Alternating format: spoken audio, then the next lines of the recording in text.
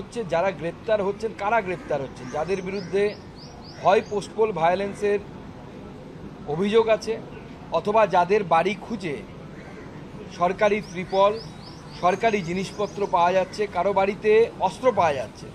পশ্চিমবঙ্গে একজন এমএলএ, তৃণমূলের এমএলএ, তার ছেলের ঘরে পিস্তল পাওয়া গেছে।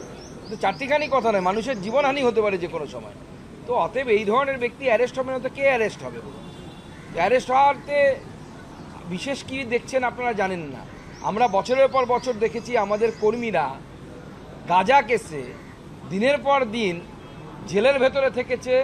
শুধু তাই নয়, যত গাঁজার কথা আমরা দেখেছি পুলিশের কাছে থাকার কথা, কিন্তু সেই গাঁজা যদি পুলিশ সব একসাথে নিয়ে আসে না, পশ্চিমবঙ্গে গাঁজায় ভরে যাবে এরকম।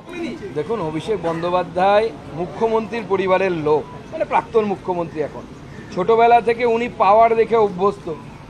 উনি কি উত্তর দেবেন? উনি স্কুলে মাস্টারমশাইদের প্রশ্নের উত্তর দিতেন না, তো আমাদের নোটিশের কি উত্তর দেবেন? উনি ছোটবেলা থেকে অভ্যেস নেই।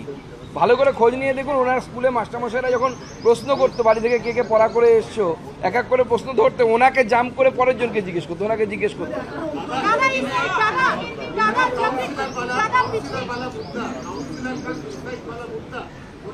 আমি এটুকুই বলবো, গৃহযুদ্ধ সেখানেই হয় যেখানে গৃহ থাকে। তৃণমূল কংগ্রেসের গৃহটা কি আছে? আমরা তো দেখতে পাচ্ছি না, গৃহটাই তো উড়ে গেছে মনে হচ্ছে ঝড়ে। বিজেপির ঝড়ে, মোদি ঝড়ে তৃণমূলের যে ঘরটা ছিল, টালির চালাটা ছিল, সেটাই তো উড়ে চলে গেছে।